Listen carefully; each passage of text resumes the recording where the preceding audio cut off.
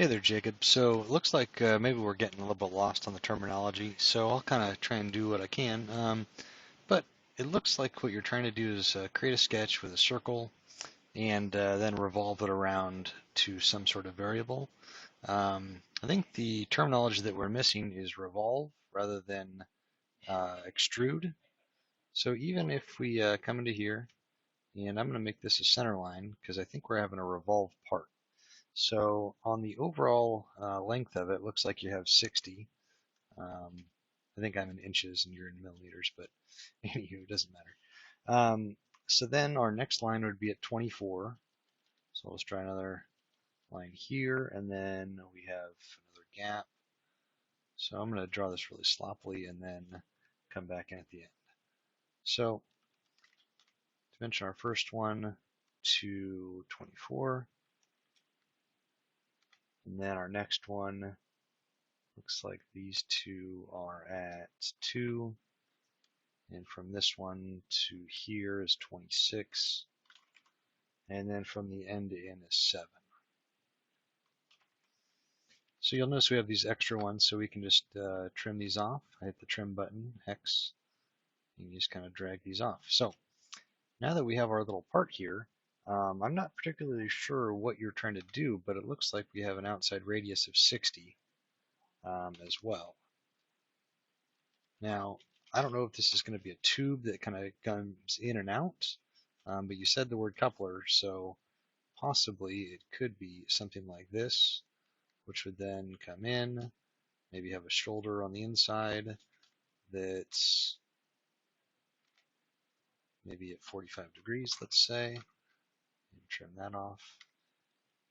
And then let's say that this line is to here, and trim this stuff too.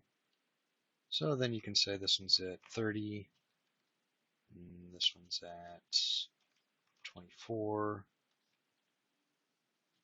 I'm just making these arbitrary just for argument's sake here, and there we go. So now we have a fully constrained sketch.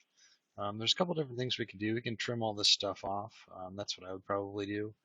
So you just come through and trim it all off. You'll notice we still have 2 dimensions needed, because once we trim those, then the whole thing kind of has freedom. So if we select this one to the endpoint, and this one to the endpoint, now we are fully constrained again. If we wanted to, again, you could trim off the inside stuff. You'll notice that it kind of deletes out some of those constraints. So I'm just going to leave those alone for fun. Let's make those construction. And this one here, let's split that so that we can turn this one on to construction.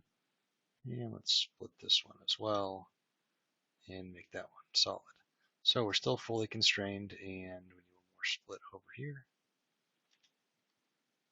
Just personal preference, however you want to do it. I mean, you can delete that line out if you want. But so anyway, if we finish our sketch and we revolve, it grabs them all at once, so you can see the profile, and you hit OK.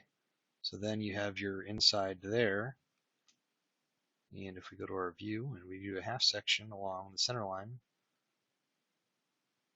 you'll notice that we then get our inside shape. So I don't know if you were trying to get that from your drawing that you supplied or what you're actually trying to do. But if you did that, then and later on you wanted to come in and say, okay, well, now I want to change my sketch. You can come into here and say, change that to 80.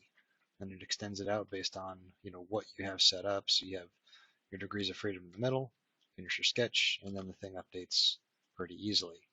So not kind of exactly sure what you're trying to do with your extrusion, but like John was saying, you can either use the value in there as a name parameter, or you can use a revolve that has the inside cuts.